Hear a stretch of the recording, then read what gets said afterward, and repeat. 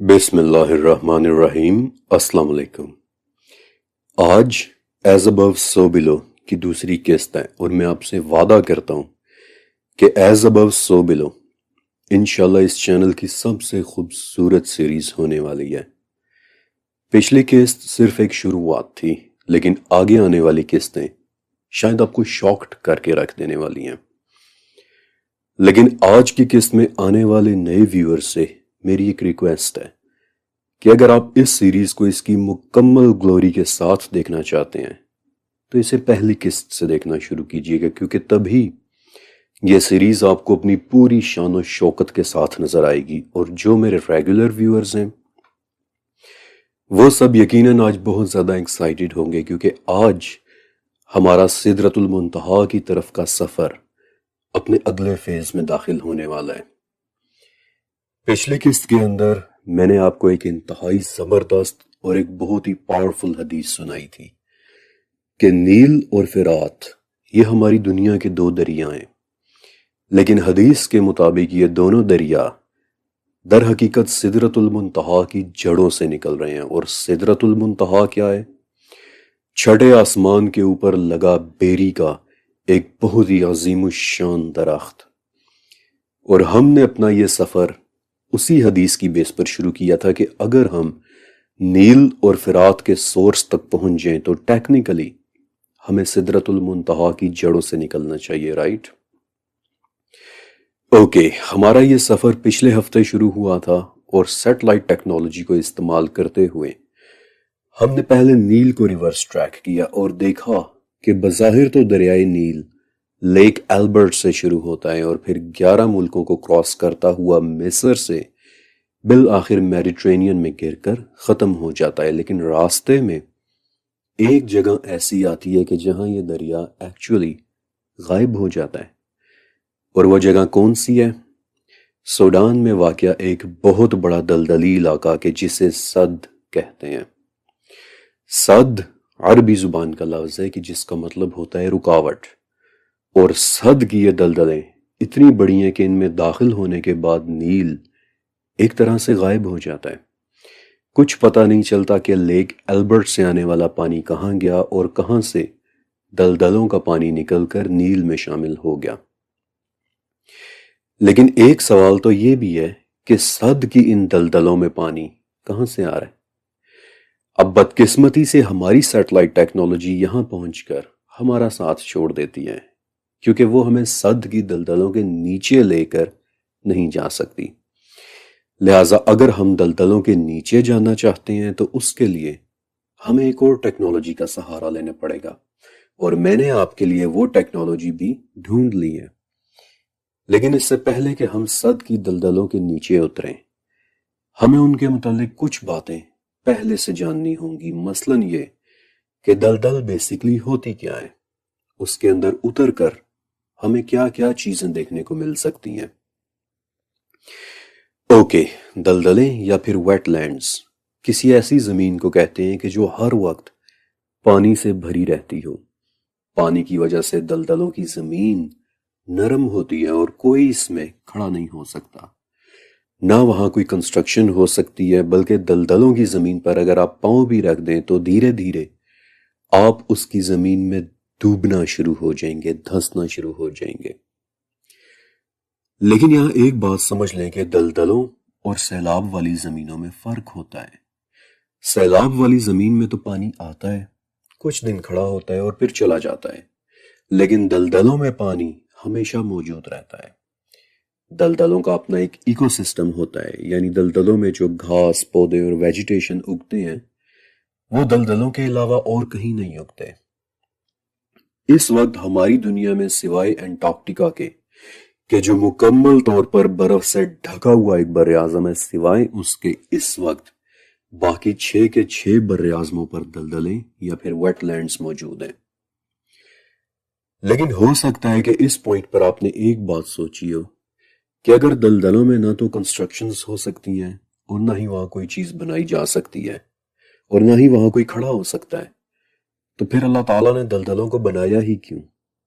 حالانکہ قرآن پاک میں تو آتا ہے کہ آسمانوں اور زمین کی پیدائش میں کچھ بھی بے مقصد نہیں ہو سکتا، تو پھر دلدلوں کا کیا مقصد ہوگا؟ ایکچولی مقصد ہے، اور وہ یہ کہ دلدلیں پیچھے سے آنے والے سیلاب کے بڑے بڑے ریلوں کا زور توڑ دیتی ہیں۔ دلدلیں زمین کو سیلاب سے سیکیور رکھتی ہیں۔ اوکے، دلدلوں کے متعلق میں نے آپ کو بتا دیا، اور اب ہمارا مین سوال کہ دلدلوں میں ہر وقت کھڑا رہنے والا پانی آخر آتا کہاں سے ہے؟ تو اس پانی کے کئی سورسز ہوتے ہیں۔ بعض اوقات بارشوں سے بھی یہ پانی آتا ہے، لیکن بارشیں تو ہر وقت نہیں ہوتی۔ پھر سیلاب بھی دلدلوں میں پانی لاتے ہیں، لیکن سیلاب بھی ہر وقت تو نہیں آتے۔ لیکن دلدلوں میں پانی ہر وقت موجود رہتا ہے، اور یہی ہمارا سوال ہے کہ یہ پانی آتا کہاں سے ہے۔ لیکن آپ کو ایک بہت ہی دلچسپ بات بتاؤں کہ دلدلوں میں کھڑا وہ پانی کہ جو آپ کو نظر آ رہا ہے اسے سرفیس واٹر کہتے ہیں، اور یہ دلدلوں کا صرف ایک چھوٹا سا حصہ ہے، جبکہ دلدلوں کا اصل پانی ان کی تہوں میں زمین کے اندر چھپا ہوا ہوتا ہے۔ زمین کے اندر سے پانی کی ایک بڑی مقدار نکل کر دلدلوں کے ذریعے دریائے نیل میں شامل ہو رہی ہے، اور وہیں زمین کے نیچے دریائے نیل کا سورس چھپا ہوا ہے، اور وہ کیا ہے؟ وہ راز جاننے کے لیے آپ کو میرے ساتھ ان دلدلوں کے اندر اترنا پڑے گا۔ لیکن اس سے پہلے کہ ہم دلدلوں میں اتریں، ایک چھوٹی سی بات میں آپ کو پہلے بتا دینا چاہتا ہوں، اور اس بات کو اپنے ذہن میں رکھنا ہے، کیونکہ آگے چل کر یہ بات بہت زیادہ اہم ہو جائے گی۔ دیکھیں، جیولوجی کے اعتبار سے، یعنی زمین کی سائنٹیفک سٹڈی کے اعتبار سے، دلدلیں نہ تو زمین میں آتی ہیں اور نہ ہی پانی میں، بلکہ یہ زمین اور پانی کے درمیان ایک ٹرانزیشن کے طور پر دیکھی جاتی ہیں۔ زمین اور پانی کے درمیان ایک طرح کے لنک کے طور پر، ایک طرح کا کنیکشن، اور اس بات کو اپنے ذہن میں رکھنا ہے۔ اوکے، اب یہاں سے آگے ہم دلدلوں کے نیچے اترنے والے ہیں، لیکن سیٹلائٹ کے ذریعے آسمانوں میں اڑنا تو بہت آسان تھا۔ آسمان خالی ہوتا ہے، لیکن دلدلوں میں اترنا اتنا آسان ہونے والا نہیں۔ جیسے جیسے ہم نیچے اترتے جائیں گے، ویسے ویسے ہمارے اوپر زمین اور پانی کا وزن بڑھتا چلا جائے گا۔ لہٰذا اس سے بچنے کے لیے میں نے آپ کی خاطر ایک ہائپوتھیٹیکل مشین تیار کی ہے، جس کی دیواریں میں نے لیڈ یعنی سیسے سے بنائی ہیں، کیونکہ لیڈ میں ایک بہت ہی زبردست خاصیت ہے کہ اگر آپ لیڈ کے اوپر وزن ڈالیں گے تو یہ ٹوٹنے کے بجائے زیادہ مضبوط ہو جائے گا۔ انفیکٹ جب لیڈ پر وزن پڑے تو یہ 250 گنا زیادہ مضبوط ہو جاتا ہے۔ انفیکٹ ایک پوائنٹ پر آ کر لیڈ سٹیل سے زیادہ مضبوط ہو جاتا ہے۔ لہٰذا بے فکر ہو کر اس مشین میں بیٹھیے، کیونکہ یہ اتنی آسانی کے ساتھ ٹوٹنے والی نہیں ہے۔ لیکن پھر بھی آپ کی تسلی کے لیے میں نے اس مشین کو تھوڑا سا اور سیکیور کر دیا ہے۔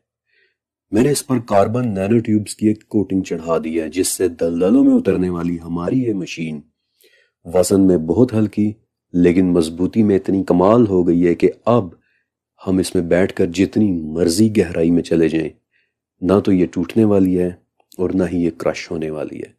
لہٰذا آئیے میرے ساتھ اس مشین کے اندر بیٹھیں، کیونکہ اب ہم دلدلوں کے اندر داخل ہونے والے ہیں۔ دلدل میں اترنے کے بعد جس چیز نے ہمارا راستہ سب سے پہلے روکا ہے وہ ہے دلدل کے اندر موجود لاکھوں ٹن پانی کہ جو نیچے زمین کے اندر سے آ رہا ہے، اور اسے گراؤنڈ واٹر کہتے ہیں۔ گراؤنڈ واٹر کا کانسیپٹ سمجھنا بہت ہی آسان ہے۔ آپ سب نے اپنی زندگی میں کبھی نہ کبھی کوئی کنواں ضرور دیکھا ہوگا۔ اب میرا آپ سے ایک سوال ہے کہ جب ہم کنواں کھودتے ہیں تو اس میں پانی کہاں سے آتا ہے؟ کنویں میں پانی زمین کے اندر سے آتا ہے، اور اس پانی کا نام گراؤنڈ واٹر ہے، یعنی زمین کا پانی۔ گراؤنڈ واٹر انسان کے استعمال کا سب سے پرانا، سب سے اہم اور سب سے بڑا سورس ہے۔ صدیوں سے پاکستان اور انڈیا میں کنویں کھود کھود کر اس خزانے کو نکالا جا رہا ہے، لیکن آپ دیکھیں گے کہ جیسے جیسے ہم دلدلوں کی گہرائیوں میں جا رہے ہیں، ویسے ویسے گراؤنڈ واٹر صاف ہوتا چلا جا رہا ہے۔ ایسا اس لیے کیونکہ گراؤنڈ واٹر دنیا کے صاف اور شفاف ترین پانیوں میں سے ایک ہے۔ اس میں سرفیس واٹر کی طرح کیچڑ اور آلودگی نہیں ہوتے، بلکہ زمین اسے فلٹر کر چکی ہوتی ہے۔ یہی وہ پانی ہے کہ جو اکثر آپ دیکھیں گے کہ چشموں کی صورت میں زمین سے پھوٹ پڑتا ہے، चट्टानों से निकल पड़ता है और किस कदर साफ और शफाफ होता है। ओके, ग्राउंड वाटर जमीन के अंदर सफर कैसे करता है? जमीन अंदर से खाली तो नहीं होती, बल्कि ये तो मिट्टी, चट्टानों, पत्थरों और तरह तरह के मटेरियल से भरी हुई होती है।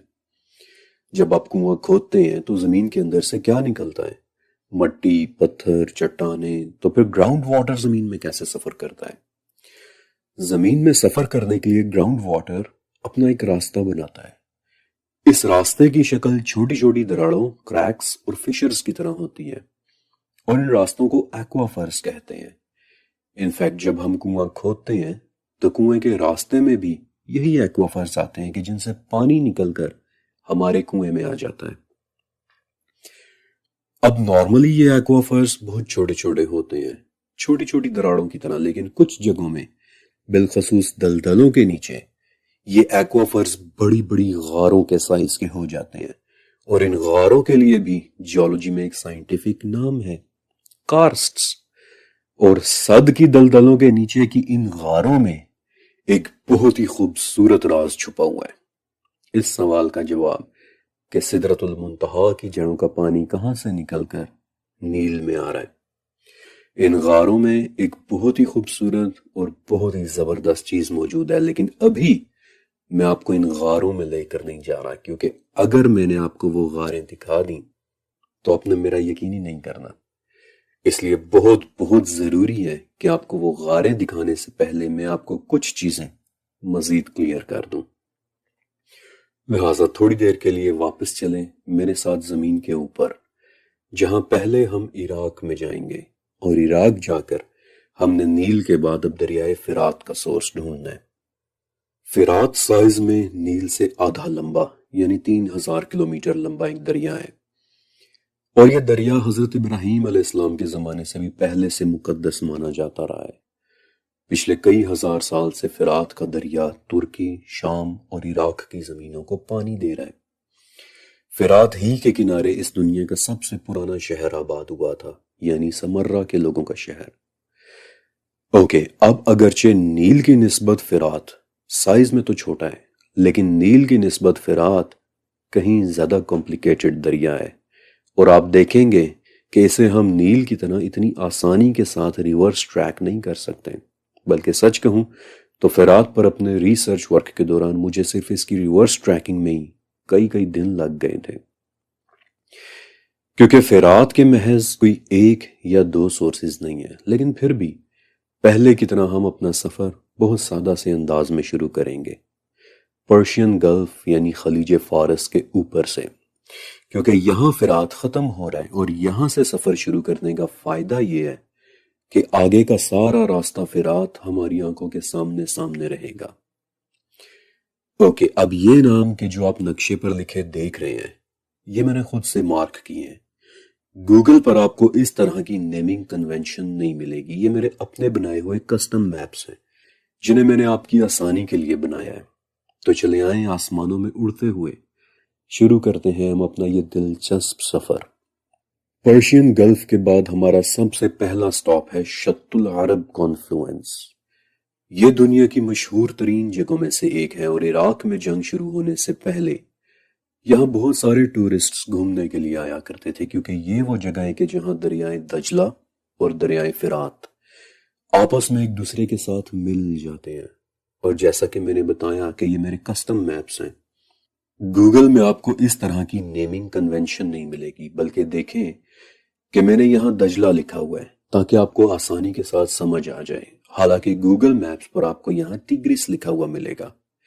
ऐसे ही आपकी आसानी के लिए यहाँ पर मैंने फिरात लिखा हुआ है, जबकि गूगल पर आपको यहाँ यूफ्रेटिस लिखा हुआ मिलेगा। और ये वाला यूफ्रेटिस यानी फिरात ही वो दरिया है कि जिसे हमने रिवर्स ट्रैक करना है, क्योंकि हदीस के मुताबिक इस दरिया का सोर्स भी नील की तरह ही सिदरतुल मुंतहा की जड़ें हैं।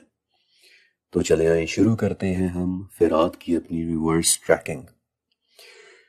अब वीडियो में तो आप बहुत तेजी के साथ ट्रैकिंग होती देख रहे हैं, लेकिन अपने रिसर्च वर्क के दौरान धीरे धीरे, बहुत ही ध्यान से, बहुत ही तवज्जो से मैंने फिरात को रिवर्स ट्रैक किया था। इसके एक एक मोड़ को स्टडी किया था और शत्तुल अरब के बाद جو اگلا اہم سٹاپ کہ جو میرے راستے میں آیا وہ دراصل ایک ڈیم ہے جسے 1960s کے دور میں ترکی نے بنوایا تھا۔ اب یہاں تک اس سفر کا سب سے آسان حصہ تھا، لیکن یہاں سے آگے چیزیں بہت زیادہ کمپلیکیٹڈ ہونا شروع ہو جاتی ہیں۔ اس ڈیم کا نام کیبان ڈیم ہے، اور اب مسئلہ یہ ہے کہ اس میں کئی جگہوں سے پانی آ کر اکٹھا ہو رہا ہے۔ اب فرات کے کئی سورسز بن چکے ہیں۔ آپ ویڈیو میں دیکھ ہی رہے ہوں گے کہ اس ڈیم میں کاراسو دریا سے بھی پانی آ رہا ہے، پولومر ندی سے بھی پانی آ رہا ہے، مورات دریا سے بھی پانی آ رہا ہے، یعنی ٹیکنیکلی 3 بڑے سورسز فرات میں اپنا اپنا پانی ڈال رہے ہیں۔ لیکن مزے کی ایک بات بتاؤں کہ سدرۃ المنتہا کی جڑوں تک پہنچنے کی خاطر میں نے ایکچولی ان تینوں سورسز کو علیحدہ علیحدہ سے ریورس ٹریک کیا تھا، اور پیچھے بیک گراؤنڈ میں آپ کو نظر بھی آ رہا ہوگا کہ کیسے میں نے جگہ جگہ مارکنگ کی ہوئی ہے، توزولا واٹر ہیڈ، کاراسو واٹر ہیڈ وغیرہ وغیرہ۔ لیکن وہاں میں آپ کو لے کر نہیں جاؤں گا کیونکہ وہاں ہمارے کام کی کوئی بھی چیز نہیں ہے۔ لیکن جو جگہ ہمارے کام کی ہے وہ ہے یہ تیسرا دریا مورات، جسے میں نے بہت بہت دھیان سے ریورس ٹریک کیا اور نوٹس کیا کہ یہ دریا شروع ہوتا ہے ترکی کے ان پہاڑوں سے کہ جنہیں آرمینین ہائی لینڈز کہتے ہیں۔ یہ جگہ آرمینیا کے بہت قریب ہے، اور یہاں کے کچھ علاقوں میں آج بھی آرمینین زبانی بولی جاتی ہے، لہٰذا اپنی ریسرچ کو مزید پاورفل بنانے کے لیے میں نے کچھ حد تک آرمینین زبان اور کلچر کو بھی اسٹڈی کیا تھا کہ شاید مجھے مورات دریا کے متعلق کوئی لیڈ مل جائے، اور اللہ کا شکر ہے کہ اس نے میرے دل میں یہ خیال ڈالا۔ قدیم آرمینین زبان میں مورات کا مطلب ہوتا ہے وہ پانی کہ جو دلدلوں سے نکلے، اور واقعی مورات کے شروع سے لے کر فرات میں شامل ہونے تک راستے میں کم سے کم 5 بڑے دلدلی سسٹمز آتے ہیں کہ جہاں زمین کے اندر سے پانی نکل کر پہلے مورات میں اور وہاں سے آگے پھر فرات میں شامل ہو رہا ہے۔ اور آپ یہ دیکھ سکتے ہیں کہ میں نے ان تمام دلدلی سسٹمز کو مارک بھی کیا ہوا ہے، مارش سسٹم 1، مارش سسٹم 2 وغیرہ کے نام سے انہیں نام دیے ہوئے ہیں۔ بالکل نیل کی طرح فرات کے پانی کا کچھ حصہ بھی زمین کے اندر سے آ رہا ہے، ان غاروں سے کہ جو پانی سے بھری ہوتی ہیں، ایگزیکٹلی وہی غاریں جن کے اندر ایک بہت ہی زبردست چیز موجود ہے اور جسے ابھی تک میں نے آپ سے چھپا کر رکھا ہوا ہے۔ لیکن آپ ایک بڑی ہی مزے کی چیز دیکھنا چاہتے ہیں۔ ویسے تو وہ چیز ہمارے آج کے اس ٹاپک سے ریلیٹڈ نہیں ہے، لیکن آپ کو پتہ ہے کہ اس وقت ہم کہاں کھڑے ہوئے ہیں؟ مورات دریا کے اس حصے میں کہ جہاں زمین کے نیچے سے پانی نکل نکل کر فرات میں جا رہا ہے، رائٹ؟ لیکن آپ کو ایک بہت ہی مزے کی بات بتاؤں، ذرا پہلے مجھے اپنا یہ میپ سیٹ کر لینے دیں، پھر میں آپ کو ایک بہت ہی زبردست چیز دکھاتا ہوں۔ اوکے، اس وقت میپ پر دیکھیں آپ کو کیا نظر آ رہا ہے۔ مورات دریا کا سورس یعنی کہ وہ جگہ جہاں سے مورات شروع ہوتا ہے، اور پھر راستے میں آنے والے 5 مارش سسٹمز یعنی کہ دلدلیں۔ لیکن غور سے دیکھیں، آپ کو پتا ہے کہ آپ کہاں کھڑے ہیں؟ آپ کو پیچھے ایک پہاڑ نظر آ رہا ہے کہ جس کی چوٹی برف سے ڈھکی ہوئی ہے۔ آپ کو پتا ہے کہ وہ کون سا پہاڑ ہے؟ یہاں سے صرف 80 کلومیٹر دور وہ پہاڑ مشہور ماؤنٹ جودی ہے کہ جہاں سورہ ہود کے مطابق حضرت نوح علیہ السلام کی کشتی رکی تھی۔ یہی وہ جگہ ہے کہ جس کے متعلق مشہور ہے کہ یہیں پر زمین نے وہ سارا پانی اپنے اندر کھینچ لیا تھا کہ جس نے پوری دنیا کو 40 دن تک سیلاب میں ڈبوئے رکھا تھا۔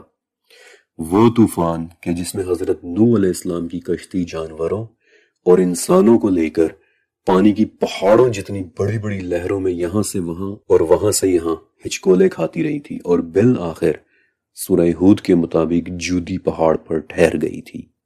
اور یہی ہے وہ جودی پہاڑ کہ جو اس وقت آپ کو بیک گراؤنڈ میں صرف 80 کلومیٹر دور نظر آ رہا ہے۔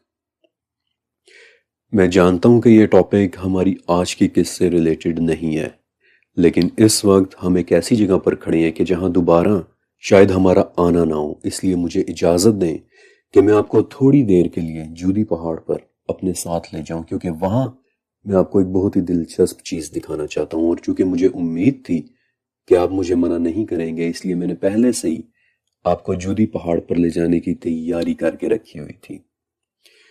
اوکے، اب جو میں آپ کو بتانے والا ہوں اسے میں 100% انڈورس نہیں کرتا، یعنی کہ میں یہ نہیں کہتا کہ یہ سب 100% سچ ہے، لیکن اب چونکہ ہم جودی پہاڑ پر موجود ہیں اس لیے میں آپ کو یہاں ایک بڑی دلچسپ چیز ضرور دکھا دینا چاہتا ہوں۔ جودی پر اس وقت 3 مشہور لینڈ مارکس ہیں۔ سب سے پہلے لینڈ مارک کا نام ہے نوآز آرک، یعنی نوح علیہ السلام کی کشتی۔ یہ دراصل جودی پہاڑ پر بنا ایک عجیب سا نشان ہے۔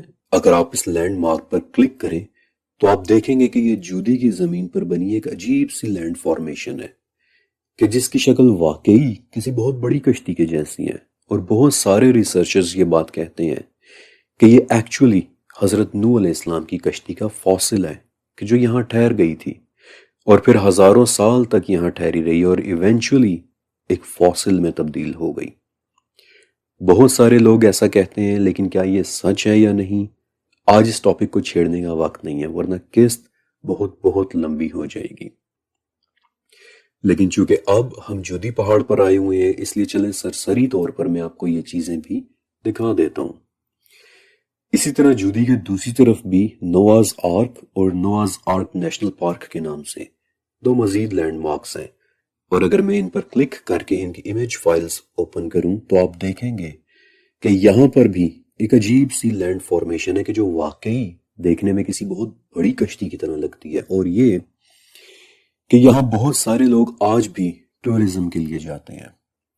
اب قرآن کے ذریعے ہمیں یہ تو پتہ ہے کہ نوح علیہ السلام کی کشتی جودی پر رکی تھی، اور جودی ہے تو اسی پہاڑ کا ہی نام، لیکن کیا یہ وہی جودی ہے یا پھر یہ عجیب سی لینڈ فارمیشنز واقعی نوح علیہ السلام کی کشتی کے فاسلز ہیں؟ یہ ہمارا آج کا ٹاپک نہیں ہے، اس لیے اس بارے میں آپ کو پھر کبھی بتاؤں گا۔ بائی دی ویز ایک بات تو ہے کہ قرآن کے مطابق نوح علیہ السلام کی کشتی جودی پر ہی رکی تھی، اور ٹھیک اسی آیت سے یہ بھی پتہ چل جاتا ہے کہ زمین نے اپنا پانی واپس اپنے اندر جذب کر لیا تھا، اور اس جگہ سے صرف 80 کلومیٹر دور سے فرات کا سورس شروع ہو رہا ہے، وہی فرات جس کا پانی سدرۃ المنتہا کی جڑوں سے نکل رہا ہے۔ کچھ تو ہے کہ جو پہاڑوں، زمین اور پانیوں میں ایک پراسرار سا کنیکشن پیدا کر رہا ہے، کچھ تو ہے پہاڑوں، پانیوں اور زمین میں کہ جو اتنی حیران کن چیزیں کر رہا ہے۔ مجھے اندازہ ہے کہ اس وقت آپ تھوڑے سے کنفیوزڈ بھی ہوں گے اور تھوڑے سے ایجیٹیٹڈ بھی ہوں گے کہ آخر میں ہر سوال کو اوپن اینڈڈ کیوں چھوڑ رہا ہوں، کسی بات کا فائنل جواب کیوں نہیں دے رہا۔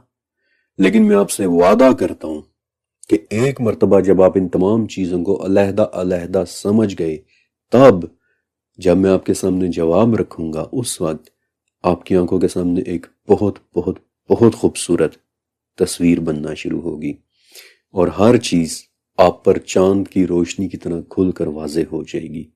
اور اس کے لیے ضروری ہے کہ دلدلوں، پانیوں اور زمین کے بعد ایک مرتبہ میں آپ کو پہاڑوں کی کہانی بھی سنا دوں، کیونکہ اس کے بعد پھر آپ کے لیے سب کچھ سمجھنا بہت آسان ہو جائے گا۔ میرا وعدہ ہے کہ انشاءاللہ ہم دلدلوں کے نیچے بھی دوبارہ جائیں گے۔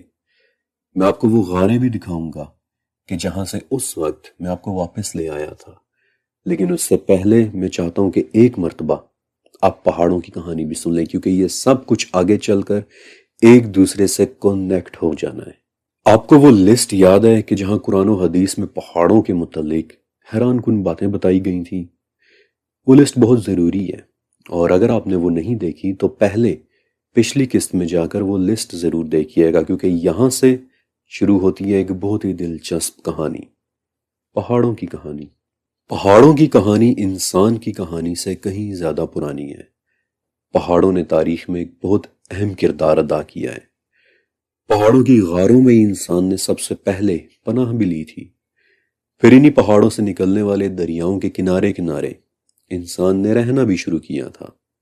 بعض کیسز میں پہاڑ ہی ملکوں کی جیو پولیٹیکل باؤنڈریز بھی بنے، یعنی اس دنیا کے کچھ ملک ایسے بھی ہیں کہ جن کے درمیان پہاڑ ہیں، اور یہی پہاڑ ان ممالک کی سرحدیں بھی بن گئے، مثلا ہمالیہ کے پہاڑ کہ جو شروع سے ہی چائنا اور انڈیا اور چائنا اور پاکستان کے درمیان ایک نیچرل باؤنڈری رہے ہیں، یا پھر ہندو کش کے پہاڑ کے جنہیں سکندر اعظم یعنی الیگزینڈر دی گریٹ نے انڈیا کی سرحدیں مان لیا تھا۔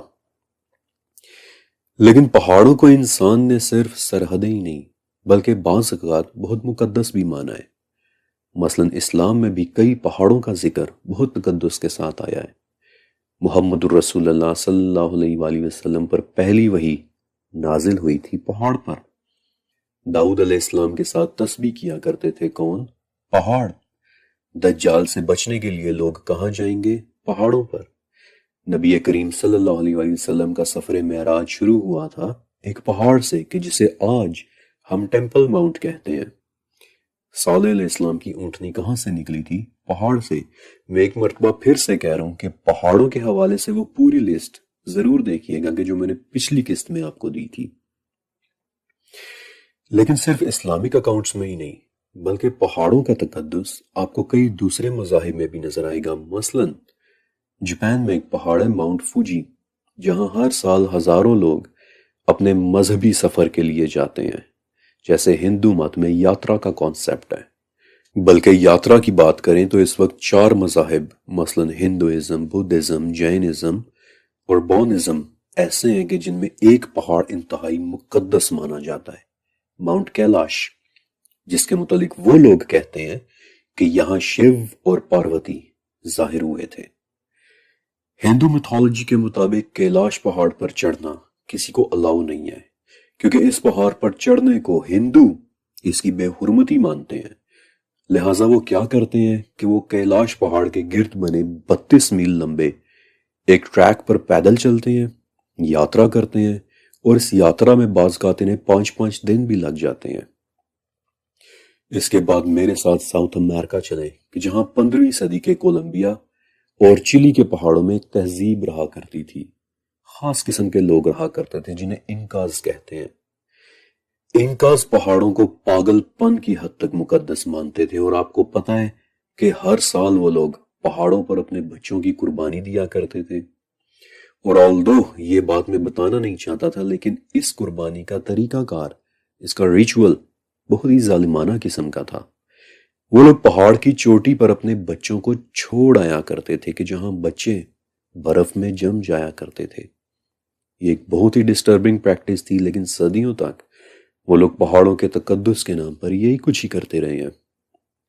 تبت میں آپ کو پتہ ہی ہوگا کہ بدھزم کے بھکشو یعنی مونکس، وہ لوگ ہمیشہ پہاڑوں پہ بنی موناسٹریز میں رہتے ہیں۔ اپنے ریسرچ ورک کے دوران ان موناسٹریز کے متعلق میں نے بڑی بڑی عجیب اور حیران کن باتیں اسٹڈی کی ہیں، اور چائنا کے پرانے ڈاکیومنٹس میں آپ کو کئی ایسے ریکارڈز مل جائیں گے کہ جن میں لکھا ہے کہ کیسے بھکشوؤں سے لے کر بادشاہ تک ہر قسم کا شخص مقدس پہاڑوں میں بنی ان موناسٹریز میں یاترا کے لیے جایا کرتا تھا، اور اپنے اس سفر کو وہ لوگ چاؤ شینگ کہا کرتے تھے۔ پھر آئرلینڈ کا ماؤنٹ برینڈن، جہاں ہر سال ہزاروں کرسچین پلگرمز اکٹھے ہوتے ہیں۔ کیا ہے ان پہاڑوں میں کہ دنیا کا تقریباً ہر مذہب، چاہے وہ ابراہمک ہو یا پیگن، سبھی میں پہاڑوں کا ایک تقدس ہے۔ ان پر حیرت انگیز باتوں کا ہونا رپورٹ کیا جاتا ہے، بلکہ اپنے ریسرچ ورک کے دوران میں نے ایسے قدیم ڈاکیومنٹس بھی دیکھے کہ جن سے یہ پتہ چلتا ہے کہ بعض اوقات پہاڑوں کے گرد بستیاں بھی ان کے تقدس کی وجہ سے بسائی جاتی تھیں، اور اکثر گاؤں والے اپنے مردوں کو بھی پہاڑوں کے اوپر ہی دفنایا کرتے تھے، کہ جس کی ایک مثال جاپان کا ایک پہاڑ ماؤنٹ کویاسان ہے، کہ جو جاپان کا ایک مقدس پہاڑی قبرستان ہے۔ یا پھر اس کی دوسری مثال یروشلم کا جبل زیتون ہے، کہ جسے پچھلے 3000 سال سے یہودی ایک قبرستان کے طور پر استعمال کر رہے ہیں۔ اور کچھ مسلم سکالرز کے مطابق ماؤنٹ اولیو یعنی جبل زیتون ہی وہ جگہ ہے کہ جس کی اللہ تعالیٰ نے سورہ تین میں قسم بھی اٹھائی ہے، وَالتِّینِ وَالزَّیْتُونِ۔ اس بات میں کوئی شک نہیں کہ ہزاروں سال سے انسان پہاڑوں کو مقدس مانتے چلے آئے ہیں، لیکن کیوں؟ اس کی 2 وجوہات ہیں۔ پہلی وجہ سمبولک ہے، علامتی ہے، اور وہ یہ کہ کچھ کلچرز پہاڑوں کی اونچائی کو آسمان اور خدا کے قریب ہونے کی علامت سمجھتے تھے۔ کئی کلچرز میں یہ سمجھا جاتا ہے کہ چونکہ پہاڑ بلند ہوتے ہیں، اس لیے پہاڑوں پر جانے سے خدا کی قربت جلدی حاصل ہوتی ہے۔ اور اس کی ایک مثال تبت کے وہ بھکشو یعنی مونکس ہیں، جن کے متعلق ابھی میں نے آپ کو بتایا بھی تھا۔ وہ لوگ ساری زندگی پہاڑوں کی چوٹیوں پر بنی موناسٹریز میں رہتے ہیں اور خدا کا قرب تلاش کرتے ہیں، جبکہ پہاڑوں کو مقدس ماننے کی دوسری وجہ دراصل ہسٹوریکل یعنی تاریخی ہے، اور وہ یہ کہ کسی خاص پہاڑ پر کوئی خاص واقعہ پیش آیا ہو اور پھر اس واقعے کی وجہ سے اس پہاڑ کو ایک مقدس جگہ سمجھا جانے لگ گیا ہو۔ مثلا مسلمانوں کے لیے جبل نور، جہاں اسلامک اکاؤنٹس کے مطابق نبی کریم صلی اللہ علیہ وآلہ وسلم پر پہلی وحی نازل ہوئی تھی، اور پھر یہودی مذہب کہ جو اس وقت دنیا کے قدیم ترین مذاہب میں سے ایک ہے، اس میں کم سے کم 3 پہاڑ ایسے ہیں جن کے متعلق میں آپ کو بتا سکتا ہوں کہ وہ اپنے اوپر ہوئی بڑی بڑی باتوں کی وجہ سے مقدس مانے جاتے ہیں۔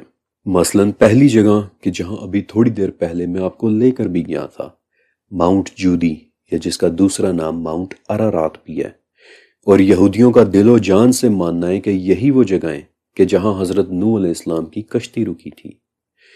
پھر یہودیوں کا دوسرا مقدس پہاڑ کہ جو مسلمانوں کے لیے بھی اتنا ہی مقدس ہے جتنا یہودیوں کے لیے ہے، وہ ہے ٹیمپل ماؤنٹ، چھوٹا سا ایک پہاڑ یا پھر پہاڑی جس پر اس وقت مسجد اقصی بنی ہوئی ہے، اور یہی وہ پہاڑی ہے کہ جس کی وجہ سے اس وقت مسلمانوں اور یہودیوں کے درمیان سارا کانفلکٹ چل رہا ہے۔ اسی پہاڑ پر کسی زمانے میں یہودیوں کی مقدس ترین آبجیکٹ یعنی تابوت سکینہ رکھا ہوا ہوتا تھا۔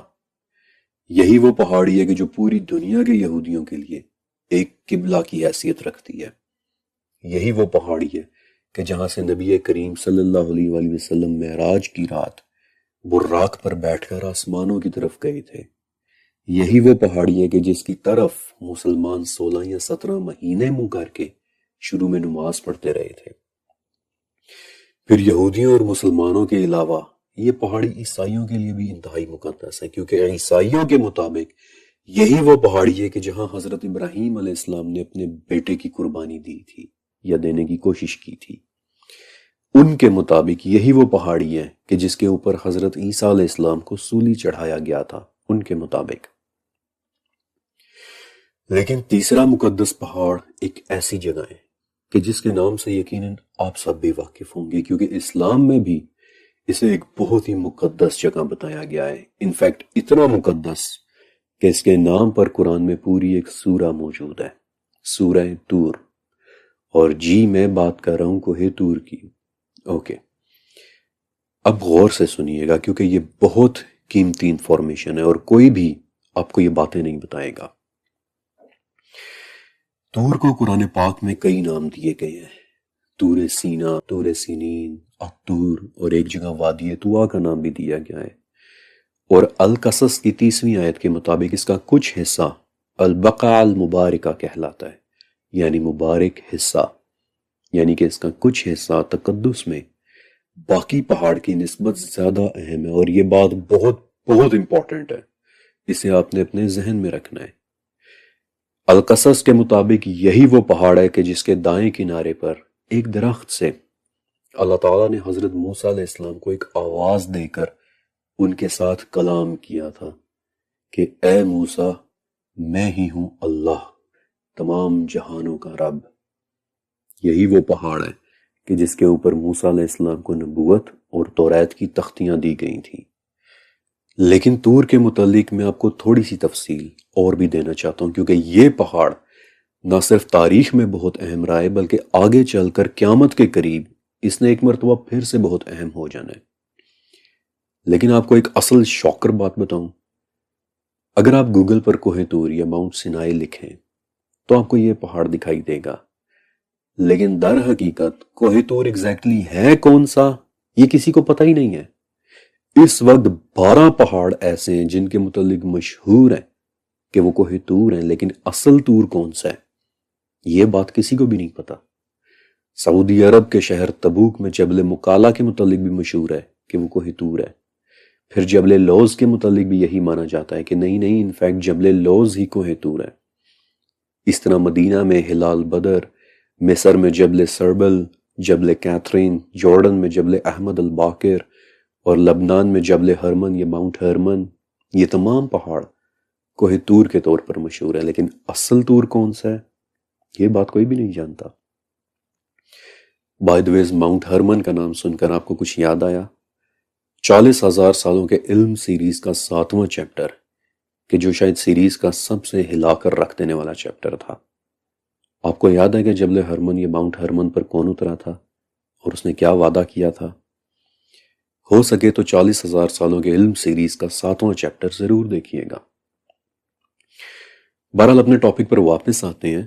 حضرت عیسیٰ علیہ السلام کے زمانے میں ایک بہت بڑا اور بہت مشہور یہودی مورخ رہا کرتا تھا، جوسیفس فلاویس۔ عرب سکولرز اس سے بہت زیادہ معلومات کوٹ کرتے تھے اور عربی زبان میں اسے یوسیفس کہہ کر بلاتے تھے، اور یوسیفس یا پھر جوسیفس نے اپنی بہت بڑی کتاب اینٹیکویٹیز آف دی جیوز میں لکھا ہے کہ عیسیٰ علیہ السلام کے ایک حواری نے مجھے بتایا ہے کہ طور دراصل عرب میں کوئی جگہ تھی، لیکن کون سی جگہ تھی یہ اس نے مجھے نہیں بتایا۔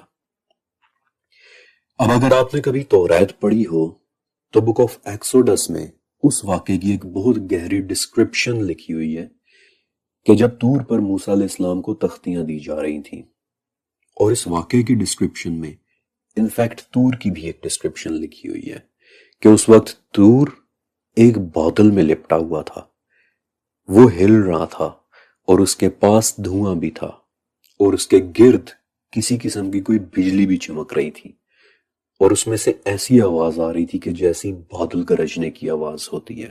اور اسی وجہ سے ہیبریو یعنی عبرانی زبان میں طور کا ایک نام اور بھی ہے، ماؤنٹ ہورب، اور ہورب کا مطلب ہی ہوتا ہے حرارت سے چمکتی ہوئی کوئی جگہ۔ اور یہ ڈسکرپشن پڑھ کر یوں لگتا ہے کہ جیسے طور کسی قسم کا کوئی آتش فشاں پہاڑ تھا کہ جو اس وقت اپنے پھٹنے کے قریب تھا، لیکن وی ڈونٹ نو، کیونکہ الاعراف کے مطابق طور کوئی ایسی چیز بھی تھی کہ جسے ایک مرتبہ بنی اسرائیل کو ڈرانے کے لیے ان کے اوپر ہوا میں معلق بھی کر دیا گیا تھا۔ اور یہ ایک ایسی بات ہے کہ جسے مجھے پرسنلی لگتا ہے کہ طور شاید پہاڑ سے بڑھ کر کچھ تھا، لیکن فی الوقت میں اس ٹاپک کو ہاتھ نہیں ڈال رہا، ورنہ بات کہیں اور چلی جائے گی۔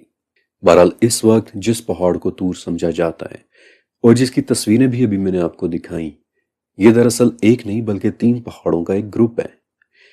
ان 3 پہاڑوں کا نام ہے جبل موسیٰ، جبل کیتھرین اور راس الصفحہ، اور دور سے یہ تینوں پہاڑ ایک ہی لگتے ہیں، لیکن جیسے ہی آپ اس گروپ میں داخل ہوں تو اس وقت پتہ چلتا ہے کہ یہ دراصل ایک نہیں بلکہ 3 پہاڑ تھے۔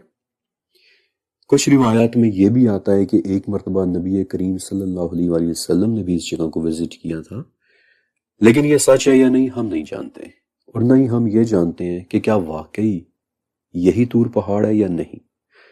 لیکن ایک پہاڑ اور ہے جس کے متعلق ہمیں کنفرم ہے کہ اس پر ایک عظیم الشان واقعہ پیش آیا تھا، اور وہ پہاڑ ہے مکے کا پہاڑ جبل نور، جس کے غار میں نبی کریم صلی اللہ علیہ وسلم پر 5 آیات کی صورت میں پہلی وحی نازل ہوئی تھی۔ اب حالانکہ جبل نور بہت زیادہ اونچا نہیں ہے، لیکن پھر بھی اس کی چوٹی تک پہنچتے پہنچتے 1 گھنٹے کا وقت لگ جاتا ہے۔ اس پہاڑ میں ایک غار ہے، غار ہرا۔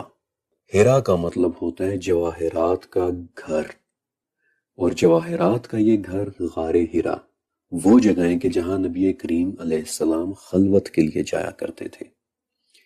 مسلمانوں کے لیے حرمین شریفین اور مسجد اقصی کے بعد جبل نور مقدس ترین مقام سمجھا جاتا ہے۔ ان 2 قسطوں کے اندر میں نے آپ کو ذہنی طور پر تیار کیا ہے، آپ کو وارم اپ کیا ہے، آپ کو وہ تمام انفارمیشن دی ہے کہ جسے جاننا بہت ضروری تھا۔ میں نے آپ کو نیل اور فرات ریورس ٹریک کر کے دکھائے، میں آپ کو اپنے ساتھ ان دلدلوں کے نیچے بھی لے کر گیا جہاں سے کچھ پانی نکل کر باہر نیل اور فرات میں شامل ہو رہا ہے، یعنی دلدلوں کے نیچے وہ بڑی بڑی غاریں کہ جو ہر وقت پانی سے بھری رہتی ہیں، اور انہی غاروں کے اندر نیل اور فرات کے پانی کا ایک راز چھپا ہوا ہے کہ جو ابھی تک میں نے آپ سے چھپا کر رکھا ہے۔